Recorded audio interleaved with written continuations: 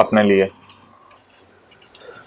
Page लेके आए, Jain pharma limited, and से पेज लेके आए। Jain pharma limited owns patents of branded products A and B. किताब खोलें फिलहाल, ये पेजेस साइड पे रख दें।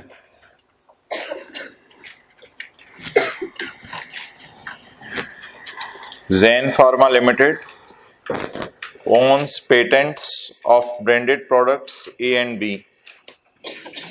जी भाई, इंटेंजिबल ओन कर रहे हैं, टेंजिबल ओन कर रहे हैं? Intangible. ZPL uses the cost model। ZPL cost model use कर रही है to account for its intangibles। It is the policy of company to amortize the cost on basis of total estimated revenue। ये company की policy है कि revenue की बुनियाद के ऊपर अमोर्टाइजेशन रिकॉर्ड करे। रेवेन्यू की बुनियाद के ऊपर अमोर्टाइजेशन रिकॉर्ड करने का क्या मतलब है? जिस साल ज्यादा रेवेन्यू उस साल ज्यादा अमोर्टाइजेशन, क्योंकि इंटेंजिबल ज्यादा यूज हुआ होगा। जिस साल कम रेवेन्यू, पेज 556, जिस साल कम रेवेन्यू उस साल कम अमोर्टाइजेशन। जिस साल बिल्कुल रेवेन्यू नहीं उस साल कोई अमोर्टाइजेशन नहीं। इस तरह का मेथड आपने इंट्रो FR1 में पढ़ा हुआ है। ज्यादा यूनिट प्रोड्यूस हो ज्यादा डिप्रिसिएशन, कम यूनिट प्रोड्यूस हो कम डिप्रिसिएशन, और ज्यादा मील गाड़ी चले ज्यादा डिप्रिसिएशन। पास पेपर क्वेश्चन 4 ला दो। ज्यादा मील गाड़ी चले ज्यादा डिप्रिसिएशन, कम मील गाड़ी चले कम डिप्रिसिएशन। तो इसको इंट्रो की क्लास में कहते थे यूनिट्स प्रोड्यूस्ड मेथड, या मशीन और मेथड, या माइलेज मेथड। इधर इसको हम कहेंगे सेल मेथड। ज्यादा सेल ज्यादा अमोर्टाइज करें, कम सेल कम अमोर्टाइज करें। तो ये मेथड आपने कभी पढ़ा नहीं हुआ, लेकिन बड़ा सिंपल सा मेथड है। मिसाल के तौर पे पहले साल 10 मिलियन सेल है, दूसरे साल 15 मिलियन सेल है, और तीसरे साल जो है वो 20 मिलियन सेल है। तो अब क्या करेंगे? आपको पता है यूनिट्स प्रोड्यूस मेथड की तरह तीनों को जमा कर देंगे और पहले साल की अमोर्टाइजेशन कैसे निकालेंगे? 10 डिवाइडेड बाय तीनों का टोटल। तो वो यूनिट्स प्रोड्यूस मेथड की तरह का ये मेथड है। तो it is the policy of company to amortise the cost. ये पॉलिसी है कंपनी की कि कॉस्ट को अमोर्टाइज करती है on the basis of estimated revenue, revenue की बुनियाद पे, over the life of patents. जितनी लाइफ है, ओवर द लाइफ का मतलब ये नहीं कि अब स्ट्रेट लाइन पे फॉलो कर रही है मेथड। मेथड इसका सेल मेथड ही है, लेकिन सेल कितना अरसा होती रहती है? ओवर द लाइफ, पूरी उम्र ही सेल होती रहेगी जब तक ये एसेट हमारे पास रहेगा। The following information is available.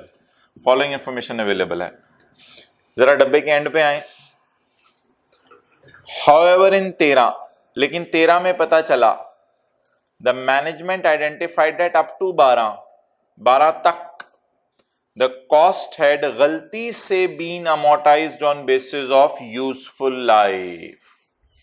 Ji, is it an error और चेंज इन पॉलिसी और change in estimate? It is an error. कैसे पता चला? एरोनियसली, गलती से। However, in 13, management identified that up to 12, the cost of patents has गलती से been amortized on the basis of useful life। वो गलती से किस बुनियाद पे वो बकर amortize हो रही थी? यूजफुल लाइफ की बुनियाद पे। जी, बता दें पहले सवाल में हमारे पहले दिन क्या गलती थी?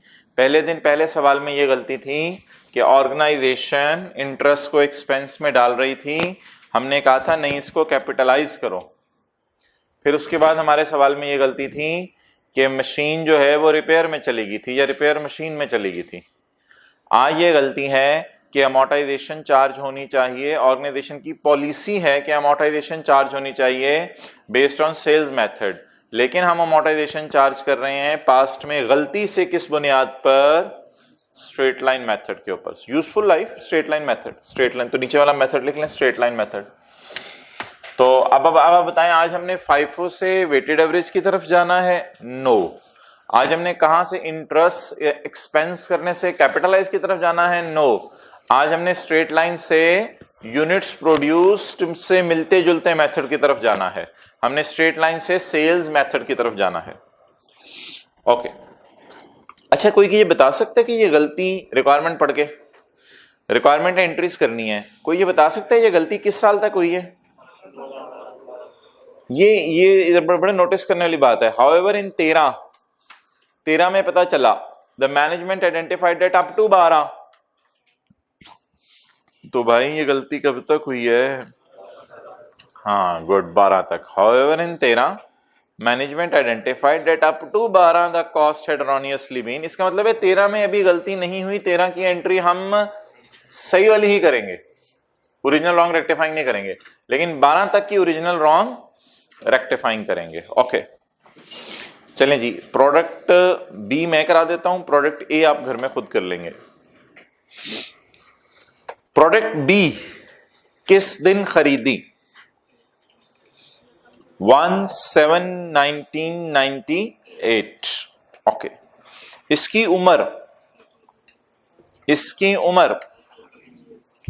हम किस बेस पर अमोर्टाइज कर रहे होंगे?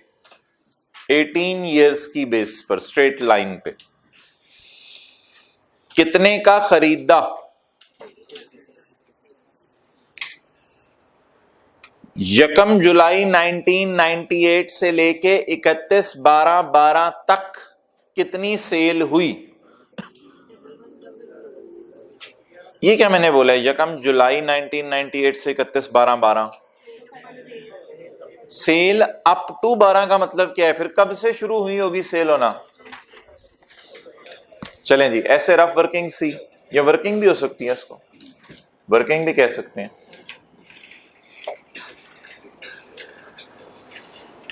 यकम जुलाई 98 से लेके 31 दिसंबर 12 तक कितनी सेल हुई? बोले 111200। Sale for the year 31 December 13, sale for the year 31 December 13 जी, कितनी? इतनी कम क्यों? ये 1 साल की है। चले मुझे जरा ईयर्स लिखवाएं।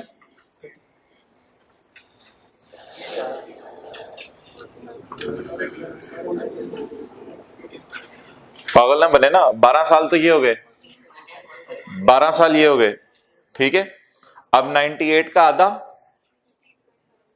99 पूरा, और उसके बाद 2000 भी पूरा। 98 आधा, 98 आधा, 99 पूरा, 2000 और 1 से 12, 12, 12, 13, 14, 14.5। घर जाके ना तसल्ली से बैठ के अकेले में दोबारा कैलकुलेट कर लीजिएगा। चलें आगे। 14.5 साल गुजर चुके थे और अब इस साल 1 साल गुजरा है। फ्यूचर सेल ये फिर पास्ट थी, ये करंट ईयर की थी, और ये फ्यूचर सेल।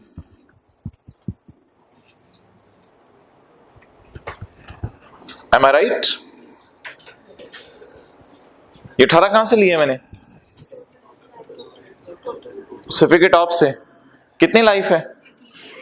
18 साल। कितनी गुजर चुकी? तो बैलेंसिंग, ये मैथमेटिक्स की बातें हो रही है, अकाउंटिंग की? मैथमेटिक्स सिंपल बातें हो रही हैं। 2.5। फ्यूचर सेल ऐसे ही पूछ रहा हूं, फ्यूचर सेल कब से कब तक होगी? अब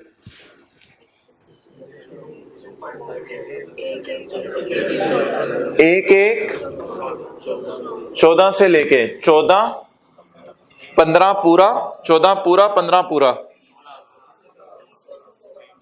30/6 16, ताकि इसके और इसके दरमियान 18 साल पूरे हो जाएं, ताकि इसके और इसके दरमियान कितने साल पूरे हो जाएं, 18 साल पूरे हो जाएं, क्योंकि एसेट की लाइफ कितने साल है। चलिए नोट करें, ये सेल कितनी है लिखवा दें जरा मुझे, 30 16,000। चलें जी इधर, हाँ मोहतरम,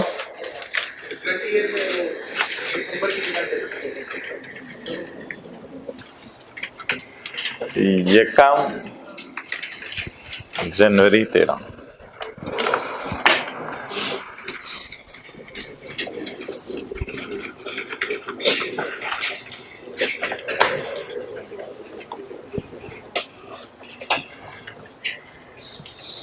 भाई मुनासिब होगा एक दफा नजर मार लें, फिर खुद नोट करें किताब से देख के, एक दफा नजर मार लें। चार कॉलम मैंने बनाए हैं, सेल का ब्रेकअप है ईयर वाइज। आजे आजे आजे आगे आजे।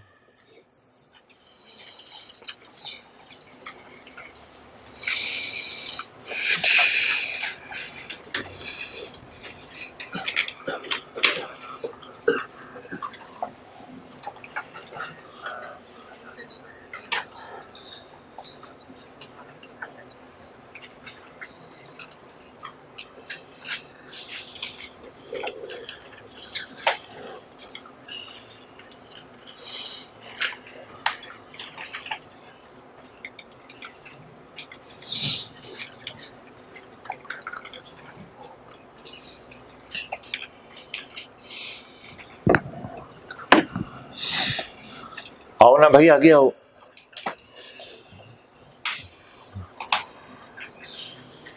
देखो जरा हवाई जहाज में आगे बैठ के भी, कभी पायलट के पास बैठ के। ओके,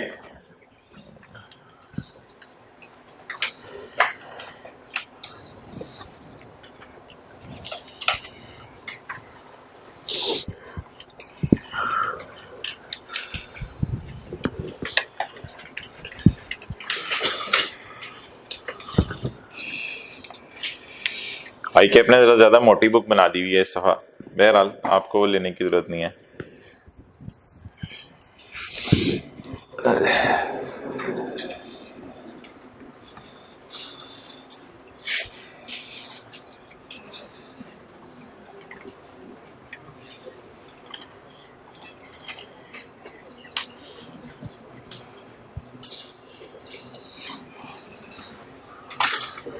जी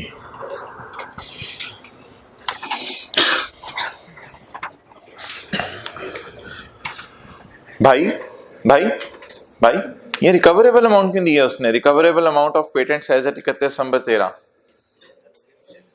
इंपेयरमेंट टेस्ट परफॉर्म करने के लिए। इसको तो अभी मेरे ख्याल से अभी नहीं देखते हैं, जो WDVs वगैरह निकल आए फिर देखेंगे माशाल्लाह। ठीक है, तो रिकवरेबल अमाउंट्स जो हैं इनको देख लेंगे।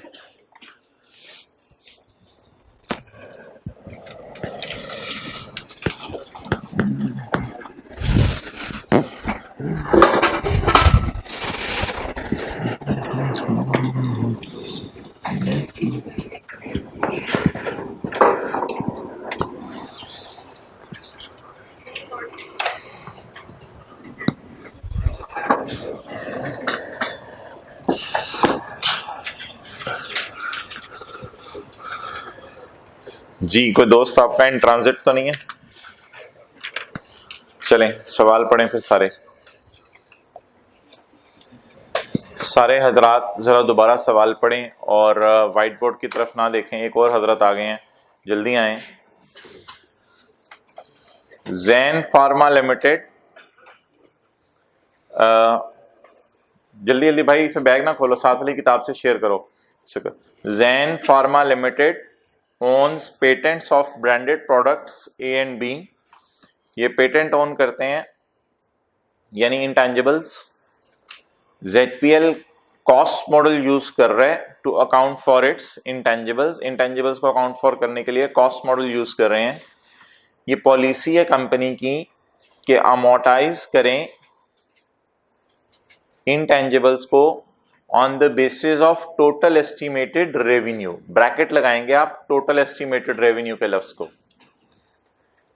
भाई टोटल एस्टिमेटेड रेवेन्यू का मतलब है लेट आने वाले हजरात, इस ऑर्गेनाइजेशन की पॉलिसी है कि टोटल एस्टिमेटेड सेल की बुनियाद पे अमोर्टाइज करें, टोटल एस्टिमेटेड सेल की बुनियाद पे अमोर्टाइज करें। इधर मत देखें व्हाइट बोर्ड पे, टोटल एस्टिमेटेड सेल की बुनियाद पे अमोर्टाइज करने का मतलब यह है कि जिस साल ज्यादा सेल उस साल ज्यादा अमोर्टाइजेशन, जिस साल कम सेल उस साल, इससे बिल्कुल बिल्कुल 100% मिलता जुलता मेथड आपने पढ़ा हुआ इंट्रो में, यूनिट्स प्रोड्यूस मेथड होता था। टोटल यूनिट्स प्रोड्यूस्ड, बल्कि एक्सपेक्टेड यूनिट प्रोड्यूस होता था, क्योंकि आपको पता है पहले साल जो है हमें नहीं पता होता कि एसेट कितने यूनिट्स प्रोड्यूस करेगा आने वाले सालों के अंदर, इसलिए ये अंदाजा होता है। अच्छा, तो इस ऑर्गेनाइजेशन की पॉलिसी है कि एस्टिमेटेड सेल की बुनियाद पे अमोर्टाइज करे over the life of patents, यानी सेल जितनी उम्र तक होती रहेगी तब तक हम सेल की बेस पे ही अमोर्टाइज करते रहेंगे। The following information is available. सिर्फ मैं प्रोडक्ट बी पढ़ा रहा हूं, डब्बा छोड़ के पहले नीचे आए, डब्बे में क्या रखा है। हाउएवर इन 2013 में पता चला, नीचे रिक्वायरमेंट हमारा साल भी 13 में पता चला डेट अप टू 12, ये वाहिद सवाल है पूरे आईएएस सेट में, आई कैप में, कि जिसमें करंट ईयर में एरर नहीं हुई, वरना मैंने आपको कहा हमेशा एज्यूम करना है करंट ईयर में भी एरर हो गई है। ये वाहिद सवाल है जिसमें लफ्ज लिखा हुआ है अप टू 12, इसका मतलब है 13 में एरर नहीं हुई, वाहिद सवाल है। However in 13 the management identified that up to 12 the cost had गलती से been amortised on the basis of useful life. Useful life का मतलब लिखें स्ट्रेट लाइन मेथड। तो गलती से ऑर्गेनाइजेशन किस मेथड को फॉलो कर रही है, स्ट्रेट लाइन। जी मोहतरम, कई सालों से एसेट किस बुनियाद पे अमोर्टाइज हो रहा है और होना किस बुनियाद पे चाहिए था, सेल के मेथड पे। Okay, date of purchase 1 July 1998, patent की उम्र है 18 साल, एक्विजिशन कॉस्ट है 36, खरीदा 36 का, सेल अप टू 12। अब देखें सारे ऊपर, सेल अप टू 12। जी भाई, खरीदा कब था, अप टू 12, कितने साल बने, काउंट कर लीजिएगा घर जाके, 14.5 साल। 14.5 साल की सेल, ये हमारा साल नहीं है, ये पुरानी बात है। Next, sale for the year ended 31 December 13, ये कौन सा साल है, 1 जनवरी 13 से 1 साल। फ्यूचर सेल, अच्छा फ्यूचर सेल पेटेंट बी के लिए जरा बताएं कैसे निकलेगी। फ्यूचर सेल टोटल लाइफ कितनी है, जो गुजर गई 15.5, जो रह गई 2.5। अब 2.5 साल कौन से वाले होंगे, 13 के बाद होंगे, यानी 14, 15, 16 का आता। तो ये सिंपल सी कैलकुलेशन थी, आप घर में भी कर सकते हैं। अब आप ऐसा करें कि मुझे 12 तक की गलत और सही अमोर्टाइजेशन निकाल दें with in 1 minute, with in 1 minute. 12 तक की रॉन्ग और 12 तक की ओरिजिनल, ताकि रेक्टिफाइंग मैं फिर करा दूं। वर्किंग्स में हेडिंग दें wrong amortisation up to 31 December 12, और अगली हेडिंग दें original amortisation up to 31 December 12। Calculator पकड़ें, 1 मिनट में निकालें।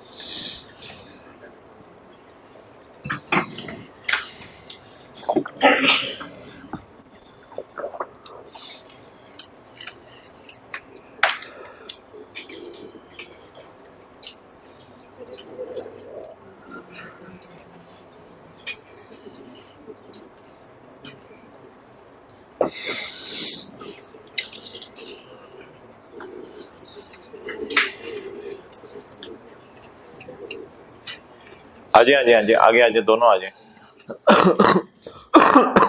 थर्ड रो में आ जाए, फर्स्ट रो में आ जाए, सेकंड रो में आ जाए।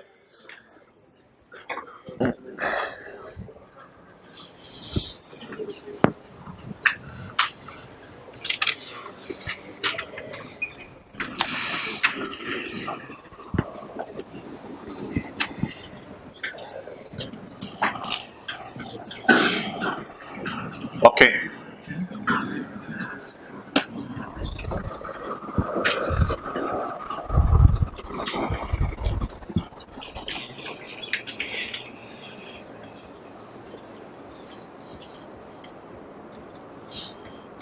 रॉन्ग अमोर्टाइजेशन बताएं यकम जुलाई 98 से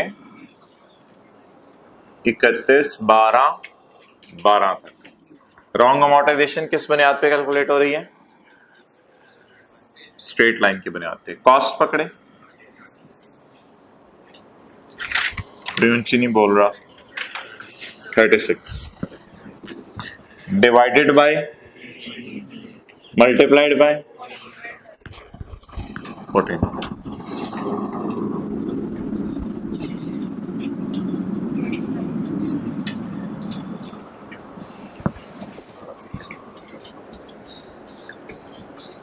ओरिजिनल अमोर्टाइजेशन यकम जुलाई 98 से 31/12/12।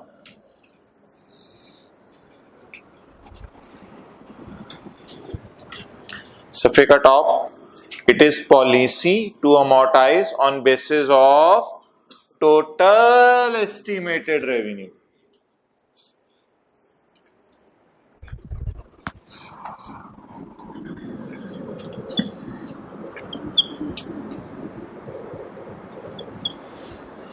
जी 20.2।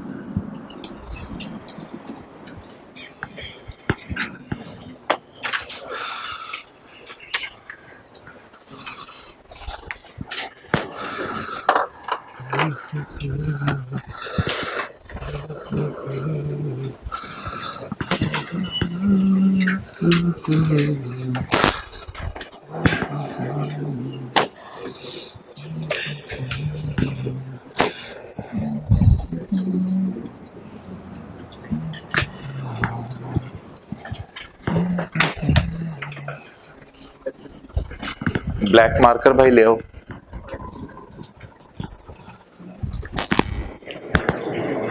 जी भाई, वैसे तो मैं डायरेक्ट भी कर सकता हूं, आपके समझने के लिए ये कर रहा हूं।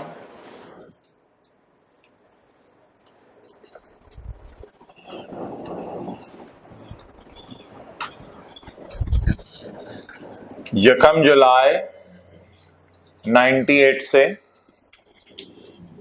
31 दिसंबर 12 और 31 दिसंबर 13। ये 13 का साल और ये बीच में काफी सारे साल। ठीक है, जैसे पहली क्लास हमने ली थी ना 2003, 2002, 2001, उसी बुनियाद के ऊपर ये पिछले साल, ये साल, ताकि आपको वो याद रहे। मैंने जर्नल एंट्री करने का तरीका बताया था कि पिछले साल की जर्नल एंट्री रिटेन्ड अर्निंग में होती है, कंबाइंड एंट्री होती है पिछले सालों की। 1 और 2 की कंबाइंड की थी और 3 की एज इट इज की थी। क्लियर? ओके। अब मुझे बता दें, मैं एरो खींचता हूं रॉन्ग से ओरिजिनल की तरफ। बता दें अमोर्टाइजेशन क्या करनी है, अमोर्टाइजेशन कम करने की एंट्री बता दें। बोले अकमुलेटेड अमोर्टाइजेशन डेबिट और अमोर्टाइजेशन एक्सपेंस क्रेडिट कितने से? 3.8 से।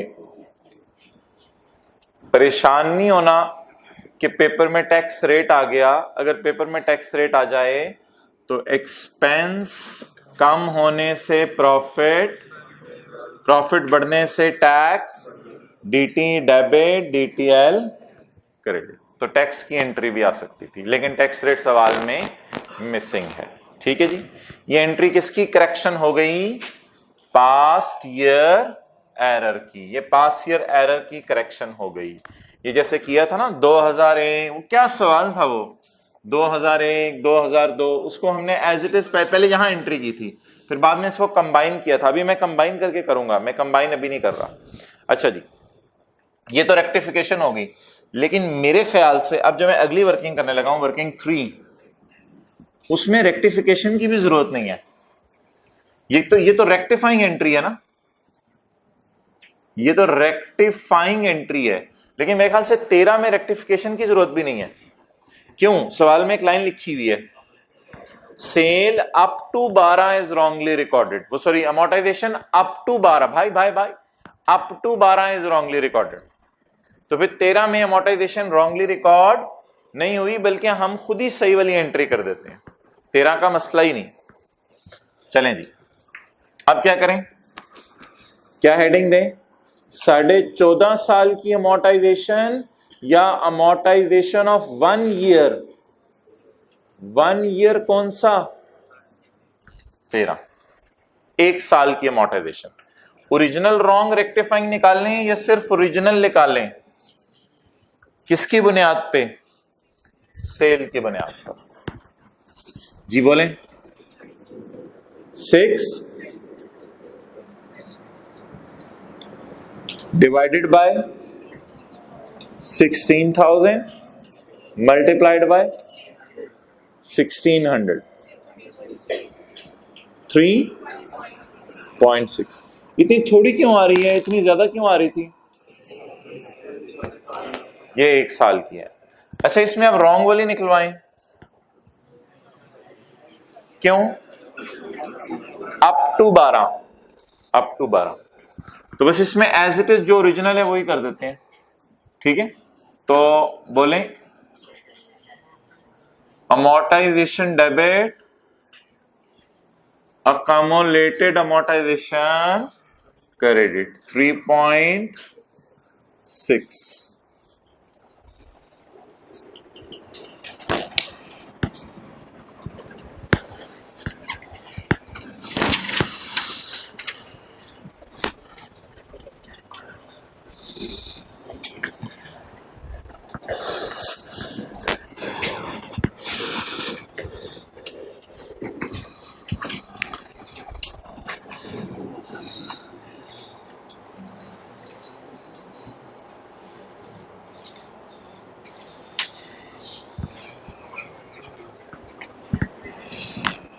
टाइम मिला ना तो प्रैक्टिस में क्वेश्चन 1 किसी दिन कीजिएगा 1-2 दफा।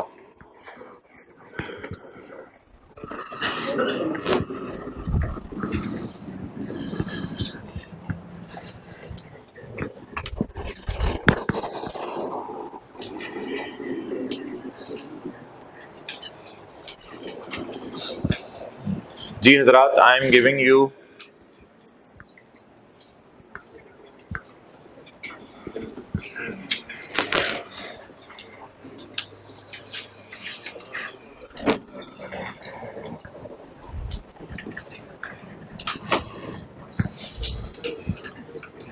फिल इन द ब्लैंक्स, लंबी होगी है। I am giving you a challenge, correct WDV निकाल दें 31/12/13 की 15 सेकंड में।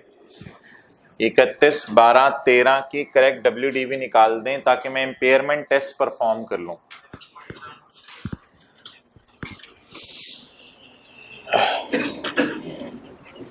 इकतीस 12/13 की करेक्ट WDV निकाल दें।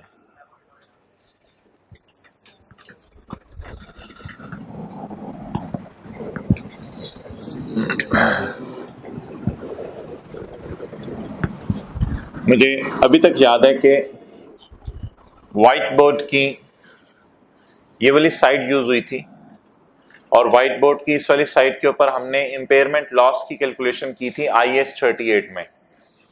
और पता है पैटर्न क्या यूज किया था? कैलकुलेशन ऑफ इंपेयरमेंट लॉस, और यहां लिखा था WDV और यहां लिखा था रिकवरेबल अमाउंट, वो जो बस वाली मिसाल की थी, रिकवरेबल अमाउंट। और यहां लिखा था higher of value in use और फेयर वैल्यू माइनस,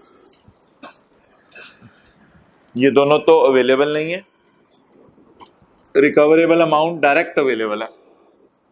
जरा रिवीजन हो जाती, मैंने कहा जी। कॉस्ट पकड़ें, 14.5 साल की ओरिजिनल अमोर्टाइजेशन बताएं। 1 साल की ओरिजिनल अमोर्टाइजेशन। रॉन्ग को क्या करना, ओरिजिनल्स उठाते हैं बस। 36 माइनस 14.5 साल की ओरिजिनल अमोर्टाइजेशन, 1 साल की जी 7.2। Compare it with recoverable amount. Higher lower के चक्कर में नहीं जाना, लॉजिक याद रखनी है। हायर लोअर के चक्कर में, यानी कि ये हायर है तो लॉस आया, लोअर है तो इंपेयरमेंट लॉस नहीं, हायर लोअर के चक्कर में नहीं जाना। किताबों में कितने पे पड़ा हुआ है, मैक्सिमम रिकवर कितना कर सकते हैं इससे। अब बताएं इंपेयरमेंट बनती है नहीं बनती है? बनती है। रट्टा तो ये है कि ये फिगर लोअर आए तो इंपेयर कर दें, ये फिगर हायर आए तो इंपेयर ना करें, ये रट्टा है। लेकिन लॉजिक क्या है, WDV कितनी है, किताबों में कितने पे पड़ा हुआ है अभी, सिर्फ अमोर्टाइज हो रहा है ना अभी तो, किताबों में पड़ा हुआ है कितने पे, 7.2 पे। लेकिन मैक्सिमम फायदा कितना देके जा सकता है, तो जो चीज 5 का फायदा देके जा सकती है उसको 7.2 पे रखने का क्या फायदा। तो अब बता दें, इंपेयरमेंट लॉस, पॉजिटिव नेगेटिव के चक्कर में बेशक नहीं पड़ना आपने, वो दोनों का कंपैरिजन कर लेना है। 2.2 it is impairment loss. Entry बताएं जी, एंट्री बताएं। Impairment loss expense debit, accumulated impairment loss credit. ये लॉस मैंने 13 में क्यों रिकॉर्ड किया है,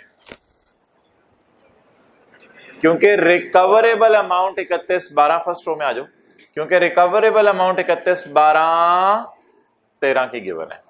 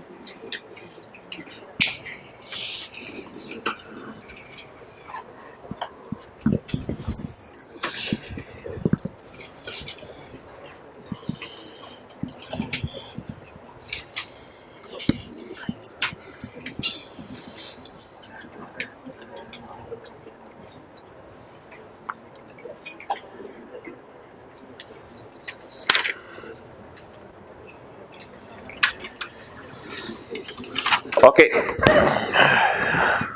give me 1 minute. Zen Pharma Limited owns patents.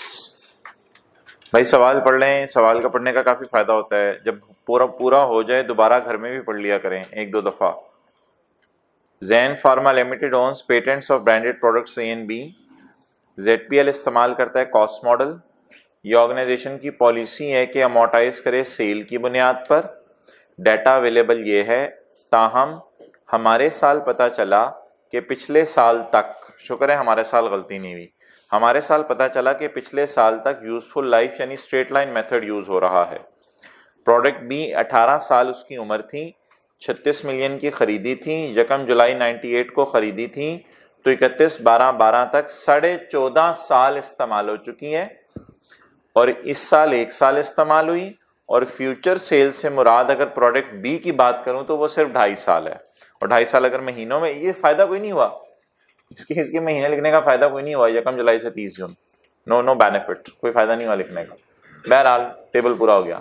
अच्छा जी, अब इधर देखें, अप टू 12 सेल गलत रिकॉर्ड हो रही है, ये सवाल में लिखा हुआ है, सॉरी अमोर्टाइजेशन गलत रिकॉर्ड हो रही है, तो इस और इस फिगर की बुनियाद पर रॉन्ग निकल आएगी, और ये सेल मेथड है ना, ये यूजफुल लाइफ मेथड है, इस और इस फिगर की बुनियाद पर ओरिजिनल निकल आएगी।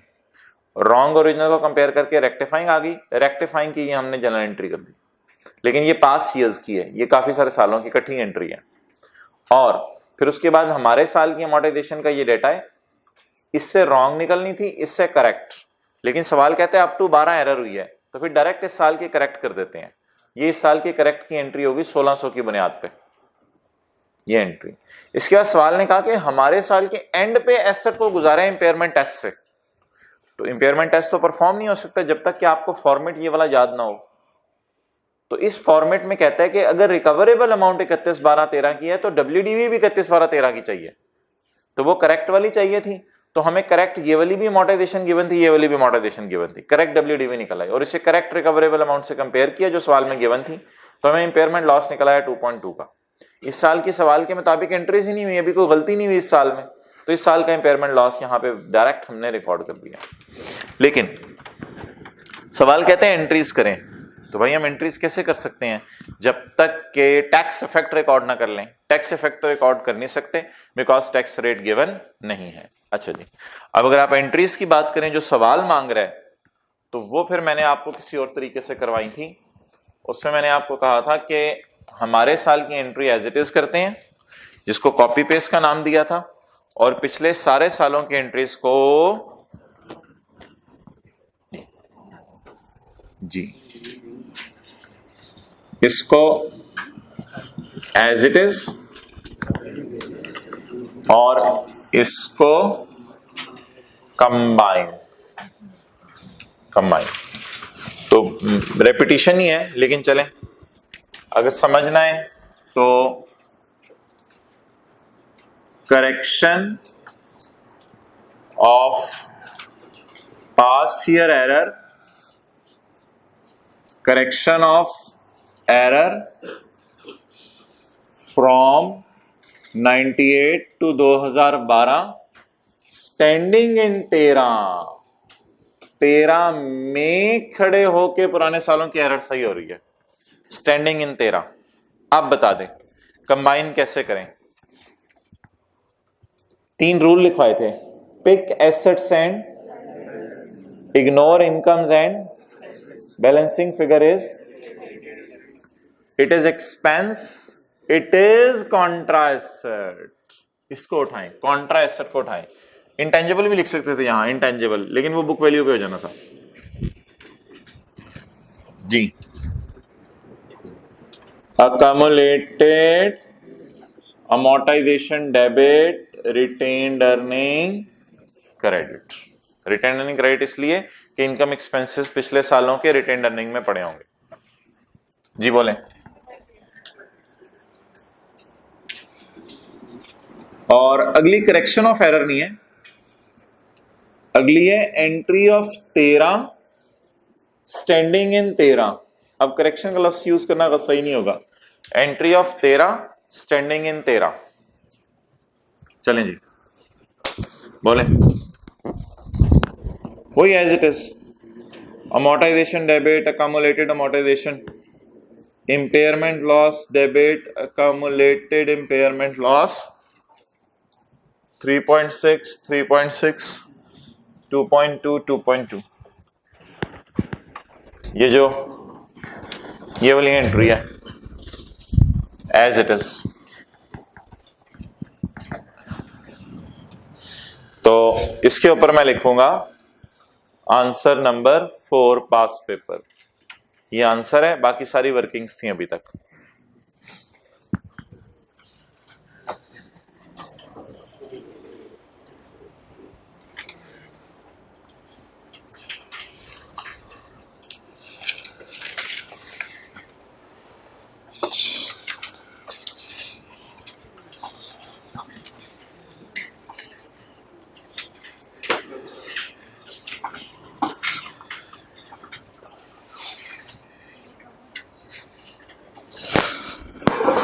अच्छा भाई, अब अगर आप थोड़े से बड़े होना पसंद करें, अगर थोड़े से बड़े होना पसंद करें तो यहां पर सारी वर्किंग्स हो सकती थी।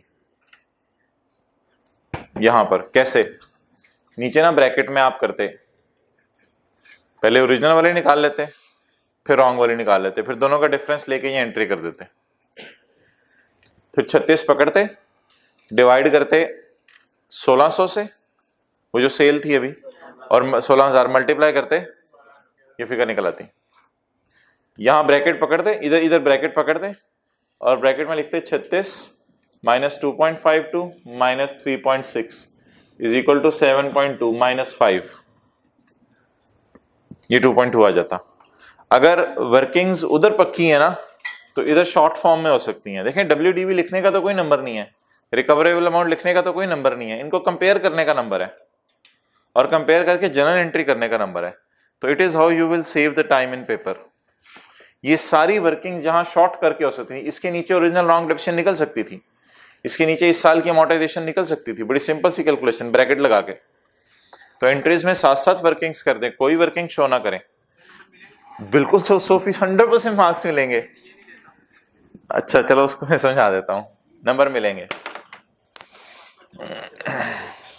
नहीं गलत कर रहा है, ठीक है, नंबर मिलेंगे, इस पे पूरे नंबर मिलेंगे। ये नजर आ रहा हो फिगर निकली कैसे है?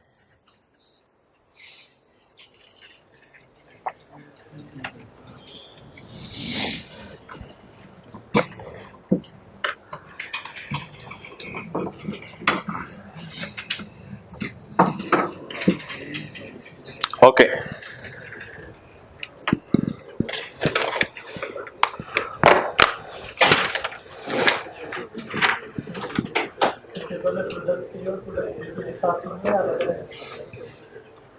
अलग अलग कर दो, कोई हर्ज नहीं है।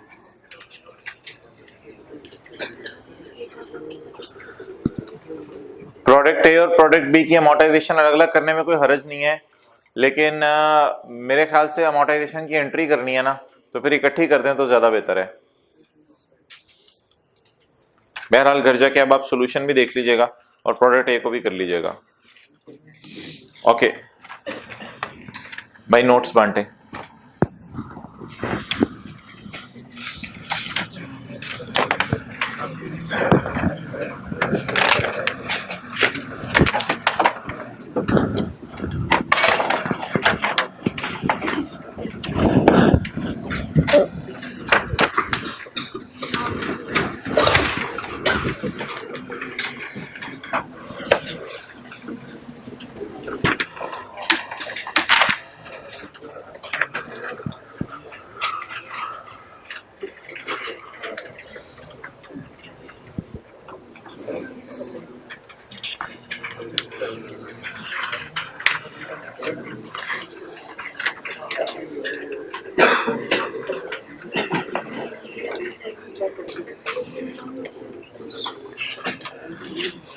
जी भाई,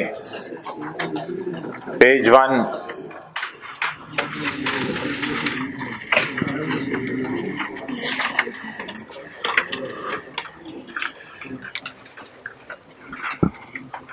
पेज 1 सफे का एंड। कल हमने पढ़ा था discussed definition selection, discussed definition selection and application and change in accounting policy. Selection पढ़ी थी, एप्लीकेशन पढ़ी थी और चेंज पढ़ी थी अकाउंटिंग पॉलिसी के अंदर। इसको रिवाइज करते हैं, अगले सफे पे आ जाएं, रिवाइज करते हैं। अच्छा पहले ऐसा करें, पेज 2 और 3 की थीम देख लें, ये बना कैसे है सारा। भाई ये स्टैंडर्ड में 3 चीजें हैं, अकाउंटिंग पॉलिसीज हैं, एरर्स हैं और अकाउंटिंग एस्टीमेट्स हैं। लेफ्ट पे डेफिनेशन है और डेफिनेशन में कुछ और चीजें भी डिस्कस हो गई हैं। अच्छा नीचे एग्जांपल्स हैं, अगले सफे पे ट्रीटमेंट है, करना क्या है, अगर इम्प्रैक्टिकेबल है करना तो फिर क्या करें, और डिस्क्लोजर रिक्वायरमेंट्स हैं कि नोट कैसे बनाना है, तीनों का अलग अलग।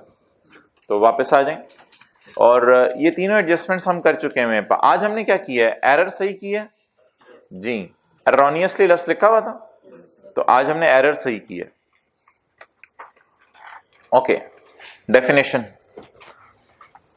भाई, ये उम्मीद है कल आपको मैं दे दूंगा एमसीक्यूज, तो ये आपने बड़े गौर से पढ़ना है। आज की डिस्कशन आपकी ऑडियो रिकॉर्डिंग भी आप ऑन कर सकते हैं, आज की डिस्कशन अगर आपकी 1-2 मिनट भी आगे पीछे होगी, कोई चीज मिस हुई, तो एमसीक्यू की इंग्लिश समझना आपके लिए बहुत मुश्किल हो सकता है। Okay, accounting policies.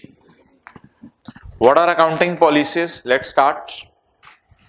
These are specific principles, bases, conventions, rules, practices applied by an entity, यानी businessman, in preparing and presenting financial statements. ये तो definition हो। Selection of accounting policy. Selection of accounting policy. जैसे आप जाते हैं ना कपड़े पसंद करने में, ये वाला करूं या ये वाला करूं, तो इसी तरह आपने अगर स्टॉक खरीद लिया है तो आप सोचते हैं फाइफो पे रखूं या वेटेड एवरेज पे रखूं, आपकी मर्जी होती है। ये अकाउंटेंट्स के सूट है और ये उनके कलर्स हैं, ठीक है, रेड और ब्लू नहीं। फिर अकाउंटेंट कहता है कि भाई मैं तो जो है वो फाइफो या वेटेड एवरेज की तरफ जाऊंगा। अच्छा जी, अकाउंटिंग पॉलिसी सेलेक्ट करने का क्या तरीका है? Apply the relevant IFRS, relevant standard ढूंढ लें जिस आइटम को आप डील कर रहे हैं।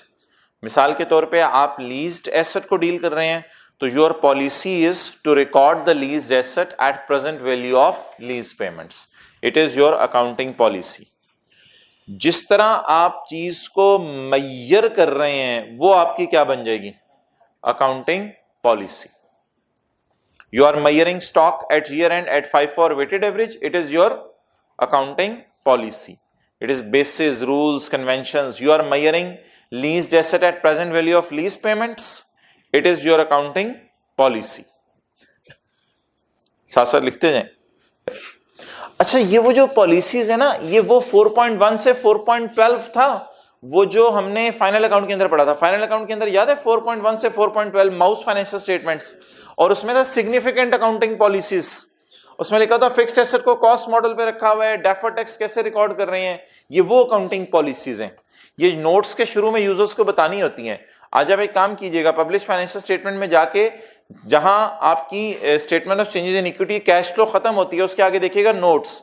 नोट्स में मैंने आपको बताया था लीगल स्टेटस मिलेगा, नेचर ऑफ बिजनेस मिलेगी, ये लिखेगा हम कंपनी लॉ और IFRS को फॉलो कर रहे हैं, और नीचे आ रहा होगा नोट्स ऑन अकाउंटिंग पॉलिसीज। कितने लोग आज जाके देखेंगे notes on accounting policies? Accounting policies English में लिखी होंगी, उसमें से जो टॉपिक आपको समझ आ रहा हुआ वो आप पढ़ लीजिएगा। PPE का समझ आ जाएगा, इंटेंजिबल की पॉलिसीज आपको समझ आ जाएंगी, डेफर्ड टैक्स की पॉलिसीज आपको समझ आ जाएंगी, ठीक है। जो जो समझ आ रहा हुआ उसको पढ़ लीजिएगा।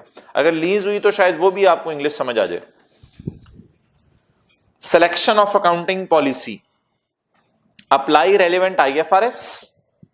If no IFRS, अगर जिस चीज को आप डील कर रहे हैं उस पर स्टैंडर्ड नहीं बना हुआ, if no IFRS, then apply the judgment in following order. ये बात कल मैंने डिटेल से नहीं की थी। Then apply your judgment. Judgement का लफ्ज़ अंडरलाइन, फिर आपने जजमेंट अप्लाई करनी है। Then apply judgement in following order. अच्छा, जजमेंट में आपकी जजमेंट नहीं, उसमें फिर तरतीब है। Number 1, use similar IFRS। मिलता जुलता IFRS है तो ढूंढ लें, नहीं है तो फिर यूज फ्रेमवर्क में मैंने बताया था डेफिनेशंस हैं एसेट्स की, लायबिलिटीज की। फ्रेमवर्क में मटेरियलिटी की डेफिनेशन है, प्रूडेंस की डेफिनेशन है, एक्रूअल की डेफिनेशन है, मैचिंग की डेफिनेशन है। वो जो इंट्रो में सारी डेफिनेशंस आपने पढ़ी हुई हैं, फ्रेमवर्क वो है, उसको कहते हैं अकाउंटिंग का फ्रेमवर्क, वो इंट्रो में पढ़ा दिया जाता है। फिर फ्रेमवर्क को फॉलो कर लें। We can also refer pronouncements of other standard setting bodies. अब MCQ कैसे आएगा कि जी हम अपनी अकाउंटिंग पॉलिसी सिलेक्ट करने लगे हैं, ऐसा कर लें, ऐसा कर लें, ऐसा कर लें।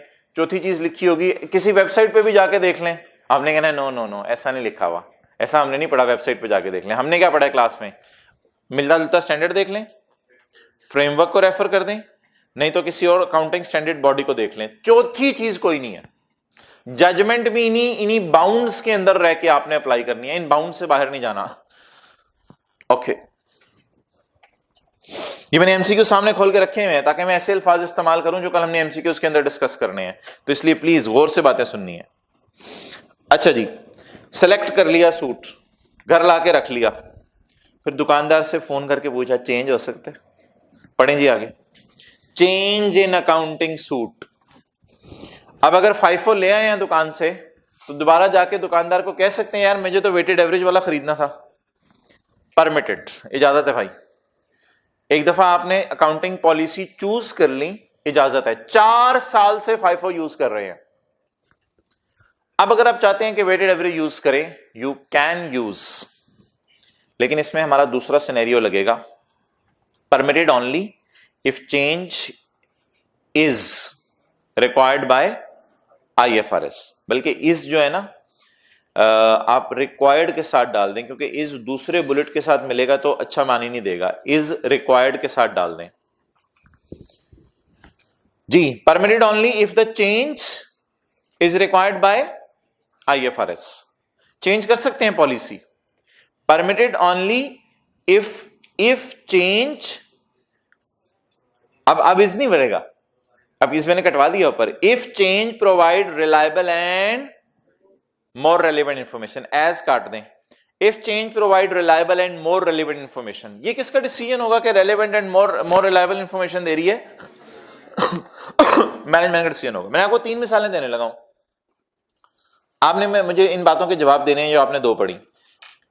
पुराना स्टैंडर्ड कहता था इंटरेस्ट को एक्सपेंस में डाल सकते हैं, नया स्टैंडर्ड कहता है बोरोइंग कॉस्ट को हमेशा कैपिटलाइज करना है। तो मैं इस चेंज को क्या रिकॉर्ड कर सकता हूं? Yes, because it is required by IFRS। तो इसके रिक्वायर्ड बाय IFRS की मिसाल लिख लें, प्रैक्टिस का question 1, required by IFRS।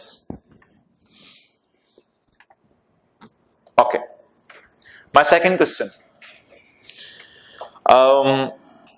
FIFO पे मैं स्टॉक को शो कर रहा था, लेकिन मुझे लगा कि वेटेड एवरेज पे शो करने से यूजर को बेहतर इंफॉर्मेशन मिलेगी जी। स्टैंडर्ड में तो पहले दिन से ही दोनों अलाउड थे, कोई नया स्टैंडर्ड नहीं आया, स्टैंडर्ड में पहले दिन से दोनों अलाउड थे। मैंने स्विच कर लिया FIFO से वेटेड एवरेज की तरफ, क्योंकि मुझे लग रहा है यूजर को इससे बेहतर इंफॉर्मेशन मिलेगी डिसीजन मेकिंग के लिए। क्या यह परमिशन है मुझे? Why? It provides reliable and more relevant information. Clear? My third question, मैं लीज्ड एसेट को रिकॉर्ड कर रहा हूं present value of lease payments पे प्लस IDC। मैंने सोचा आज के बाद लीज्ड एसेट को present value of lease payment पे रिकॉर्ड करूंगा, IDC जमा नहीं किया करूंगा। Is it allowed? No, it is not required by IFRS। IFRS is saying add the IDC. Who I am to go against the IFRS? Now this change can not be made because ये मेरी अपनी reason है, इससे more reliable and relevant information नहीं मिलती। जब standard में लिख दिया कि फिक्स्ड एसेट में ट्रांसपोर्टेशन इंस्टॉलेशन ऐड करनी है, अब आप कहें it is my policy to add transportation installation, और अगले साल कहें it is my policy not to add installation transportation, it is a wrong policy, it is a wrong change, it is not allowed by IFRS। तो मैंने आपको 3 मिसालें दी। पहली मिसाल, पहले से इंटरेस्ट को एक्सपेंस में डाल रहा था, अब मैं कैपिटलाइज कर रहा हूं जी। क्यों कर सकता हूं? It is required by IFRS। अच्छा, FIFO से वेटेड एवरेज की तरफ मूव कर रहा हूं, लेकिन स्टैंडर्ड के अंदर हूं, स्टैंडर्ड से बाहर नहीं निकल रहा। Why is it allowed? It provides reliable and more relevant information. ये जो रिक्वायर्ड बाय IFRS है ना, इसका मतलब होता है न्यू स्टैंडर्ड, कोई नया स्टैंडर्ड आया है, ये स्टैंडर्ड में चेंज आई है, जिसकी वजह से जो है वो आपको चेंज लानी पड़ी। और जो तीसरी मैंने बात की, I will record leased asset at present value of lease payment and I will not IDC। पहले मैं IDC ऐड करता था, अब मैंने चेंज कर दिया, मैं IDC ऐड नहीं किया करूंगा। Is it allowed? नहीं। ये आपको किसी पब्लिश फाइनेंशियल में लाइन लिखी हुई नजर नहीं आई कि हमने पॉलिसी चेंज कर लिया। ये पॉलिसी नहीं है, ये तो आप खुद एरर की तरफ मूव कर रहे हैं। ओके, अच्छा, वैसे अकाउंटिंग पॉलिसीज में कंसिस्टेंसी होनी चाहिए। FIFO लगाएं, फिर अगले साल वेटेड एवरेज लगाएं, यार मुझे भूल ना जाए, चल इस साल FIFO लगा लेते हैं, यार वेटेड एवरेज भूल ना जाए, इस साल वेटेड एवरेज लगा लेते हैं, कैलकुलेशन भूल जाती है मुझे, तो मैं ये लूट मची हुई है। नो, तो रिकमेंडेड क्या है, सजेस्टेड क्या है कि चेंज की तरफ ना जाएं। चेंज की तरफ से 2 सूरतों में जा सकते हैं, वरना चेंज की तरफ नहीं जाना चाहिए। आम हालात में क्या होना चाहिए, पढ़ के बताएं। एन एंटिटी, बोले must apply consistent accounting for similar transactions and events. Similar transactions and events के लिए क्या करना चाहिए आपको? कंसिस्टेंट अकाउंटिंग पॉलिसीज लगानी चाहिए, अनलेस IFRS स्पेसिफिकली परमिट्स। उसकी मिसाल लिख लें, अनलेस IFRS परमिट्स। देखें इधर,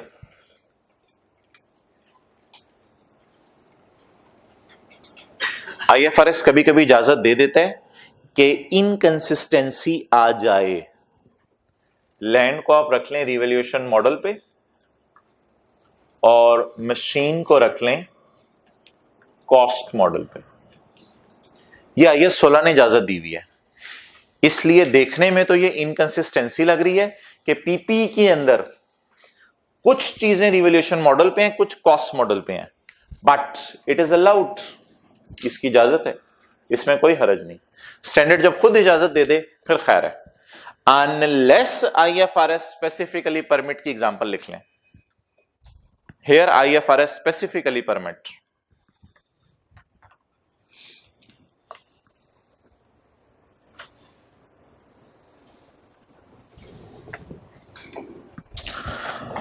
आम हालात में क्या होनी चाहिए? कंसिस्टेंसी। आम हालात में क्या होनी चाहिए? कंसिस्टेंसी। लेकिन अगर कंसिस्टेंसी से हटने की इजाजत स्टैंडर्ड दे दे तो फिर इजाजत है, फिर कोई हर्ज नहीं। अच्छा, एक चीज आईएस 16 में पड़ी थी, वो आपको भूल ना गई हो, इसकी इजाजत नहीं है कि कुछ लैंड्स को कॉस्ट मॉडल पे रखिए। मैं आईएस 16 की बात कर रहा हूं, कुछ लैंड्स को कॉस्ट मॉडल पे रखें, कुछ को रिवैल्यूएशन पे। जब लैंड आ गई रिवैल्यूएशन मॉडल पे तो ब्रैकेट में सारी लैंड्स लिख सकते हैं, ब्रैकेट में अब सारी लैंड रिवैल्यूएशन मॉडल पे आएंगी। ये 3-4 छोटे छोटे सवाल आई कैप ने बनाए हुए अपनी किताब में, वो सवाल अब मैं डालता तो ये नोट्स काफी फैल जाते हैं। आई कैप ने ये 8 सफ़ों के ऊपर सारी थ्योरी दी हुई है जो आपको 2 सफ़ों पे दी जा रही है, तो इसलिए छोटी छोटी बातें आपको लिखनी पड़ेंगी साथ साथ, फिर ये आई कैप के 8 सफ़े आपके पूरे होंगे। ओके, आपको 2 सफ़े देख के होल उठ रहे थे, मुझे 8 सफ़े देख के होल उठ रहे थे। ओके, एग्जाम्पल्स पढ़ें जी। एग्जाम्पल्स क्या हैं? अकाउंटिंग पॉलिसीज की। ये अकाउंटिंग पॉलिसीज आपको कहां मिलेंगी? किसी भी कंपनी की अकाउंटिंग पॉलिसीज अगर आप देखना चाहते हैं आपको कहां मिलेगी? आपने सिर्फ एक काम करना है, आपने बैलेंस प्रॉफिट एंड लॉस देखना है, बैलेंस शीट देखना है, स्टेटमेंट ऑफ इक्विटी देखनी है। नीचे जाके ना एक सफा होगा जिसपे लीगल नेचर वगैरह बिजनेस की लिखी होगी और बिजनेस एड्रेस लिखे होंगे, कहां कहां पे हमारे दफ्तर हैं। फॉरेन आएगा सिग्निफिकेंट अकाउंटिंग पॉलिसीज, और नीचे फिर 15-16 तो नहीं, 6-7 सफे तो होंगे, 6-7 सफे होंगे। उसमें ऑर्गेनाइजेशन ने अंग्रेजी लिखी होगी सारी कि हम फला चीज के लिए फला अकाउंटिंग पॉलिसी यूज कर रहे हैं। तो आज जाके इन्वेंट्रीज की अकाउंटिंग पॉलिसी और पीपीई की अकाउंटिंग पॉलिसी और इंटेंजिबल्स की अकाउंटिंग पॉलिसी और लीज की अकाउंटिंग पॉलिसी कौन ढूंढेगा? पैकेजेस की फाइनेंशियल स्टेटमेंट देख लीजिएगा आप, जो है वो होंडा कार्स की फाइनेंशियल स्टेटमेंट देख लीजिएगा, अकाउंटिंग पॉलिसी जरूर ढूंढिएगा। Examples, inventory valued at FIFO, these are bases, rules, conventions, definition revise करा रहा हूं। हिस्टोरिकल कॉस्ट और रिवैल्यूएशन मॉडल। एक बार याद रखिएगा, depreciation method is not an accounting policy, it is N estimate. It is N estimate कि straight line पे बेनिफिट देगा या डिमिनिशिंग पे बेनिफिट देगा, बट कॉस्ट मॉडल और revaluation model it is a policy, it is a choice of policy. Accrual basis slash cash basis, ठीक है।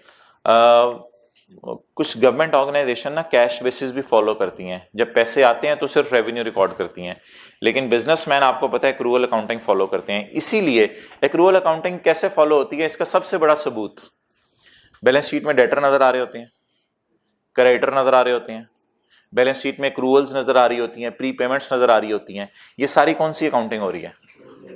और जो ऑर्गेनाइजेशन कैश बेसिस फॉलो कर रही होगी उसकी बैलेंस शीट में कैश नजर आ रहा होगा, बैंक नजर आ रहा होगा, स्टॉक नजर आ रहा होगा, डेटर नजर नहीं आ रहे होंगे, क्रेडिटर नजर नहीं आ रहे होंगे, बिजली के बिल पेएबल नजर नहीं आ रहे होंगे, क्योंकि वो सिर्फ कब रेवेन्यू और एक्सपेंस रिकॉर्ड करते हैं जब क्या इन्वॉल्व होता है, तो no debtor creditor concept.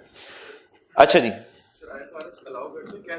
Cash basis कुछ ऑर्गेनाइजेशंस जैसे हुकूमत होती है ना, टैक्स रिकॉर्ड करती है, अब वो हुकूमत कभी एंट्री नहीं करती, tax receivable from Nawaz Sharif debit income credit, पता नहीं मिले ना मिले, तो हुकूमत इसलिए कैश बेसिस फॉलो करती है, तो वहां पे अलाउड है, कुछ इदारों को कैश बेसिस अलाउड है। Okay, measurement of financial assets and liabilities, इसके आगे लिख लें IFRS 9, ये हमने करना है, ये भी नहीं समझ आएगा।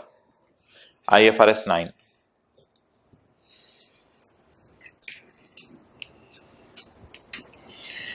New standard requires a change in policy but does not provide guidance for application. इसको यहां से काट दें, इसको मैं कहीं और फिट करा दूंगा। यहाँ पे रेलिवेंट नहीं है, ये एग्जांपल्स में नहीं आना चाहिए, छोड़ें। 0.5 काट दें, ऑनलाइन क्लासेस में ऑलरेडी कटा हुआ जाएगा। 0.6 change in classification, example given, reclassification of commission income from other income to revenue. क्या मतलब है? Reclassification of commission income from other income to revenue, क्या मतलब है? हो सकता है हमारी कमीशन इनकम पहले सालों में थोड़ी कम हो, लेकिन चलते चलते फिर हमारे बिजनेस ऑपरेशन जब एक्सपैंड करें तो हमें महसूस हो कि कमीशन इनकम हमारी मेन इनकम बनती जा रही है और हम तो कमीशन इनकम भी कमा रहे हैं बहुत ज्यादा। तो हमें यह महसूस हो कि आज से पहले कमीशन इनकम को अदर इनकम में डाल रहे थे और आज के बाद किस में डाल दें? रेवेन्यू में डाल दें, क्योंकि रेवेन्यू में कौन सी चीजें डाली जाती हैं जो बिजनेस की मेन स्ट्रीम होती हैं। तो कमीशन इनकम अदर इनकम से रेवेन्यू में क्लासिफाई की जा सकती है। ओके, अगले सफे पे आए, अकाउंटिंग पॉलिसीज पे रहे, अभी अकाउंटिंग पॉलिसीज खत्म करें। जी हजरात, आपने 2 सवाल किए थे।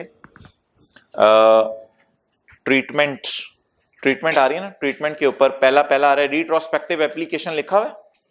रिट्रोस्पेक्टिव एप्लीकेशन के ऊपर मिसालें लिखें। आपने कौन कौन सा सवाल किया था? प्रैक्टिस का क्वेश्चन 1 और क्वेश्चन बैंक का क्वेश्चन 2 FIFO से वेटेड एवरेज की तरफ मूव किए थे। प्रैक्टिस का क्वेश्चन 1 ये घर जाके आप देखने हैं, वो जो बोरिंग कॉस्ट वाला था। प्रैक्टिस का क्वेश्चन 1 और क्वेश्चन बैंक का क्वेश्चन 2, क्वेश्चन बैंक के क्वेश्चन 2 के साथ लिखे FIFO से वेटेड एवरेज की तरफ गए थे। अच्छा, क्वेश्चन बैंक का क्वेश्चन 1 क्या था? Required by IFRS, sorry, practice का क्वेश्चन 1 क्या था? रिक्वायर्ड बाय, और क्वेश्चन बैंक का क्वेश्चन 2 क्या था? हाँ, provide relevant and more. FIFO से किसकी तरफ जा रहे थे? Weighted average. और इन दोनों सवालों में आपको याद है हमने पिछले सालों को चेंज किया था। तो पिछले सालों को बदलना, इसको क्या कहते हैं? Retrospective application. पास्ट भी बदला जाता है, करंट भी बदला जाता है, और नेचुरली ये लफ्ज है रिट्रोस्पेक्टिव एप्लीकेशन, बार बार यूज होगा एमसीक्यूज में। अभी मैं बताऊंगा इसका एक ऑपोजिट लफ्ज भी है, वो क्या है। अच्छा जी, however if new standard contain transitional provisions then follow this। भाई जनरल रूल है, पॉलिसी की चेंज पिछले सालों पे भी असर डालती है। पहली क्लास याद है ना, 2001 में भी गलती सही की थी। ये पॉलिसी की चेंज नहीं है, सॉरी, ये तो एरर है, इस सवाल में तो मैं नहीं जाऊंगा। अच्छा, पॉलिसी की चेंज पिछले सालों पे भी असर डालती है, ये हमने पढ़ा था पहले दिन पहली क्लास के अंदर। लेकिन अगर स्टैंडर्ड कह दे कि पॉलिसी भी चेंज करो और सिर्फ फ्यूचर और करंट ईयर पे फर्क डालो, फिर स्टैंडर्ड को फॉलो करना पड़ेगा। However, if new standard contain transitional provision then follow this। लिखें new standard may require prospective change। नया स्टैंडर्ड शायद प्रोस्पेक्टिव चेंज को कह दे, लेकिन जनरल रूल क्या है? हमेशा कौन सी चेंज करनी है? रिट्रोस्पेक्टिव। रिट्रोस्पेक्टिव का क्या मतलब है?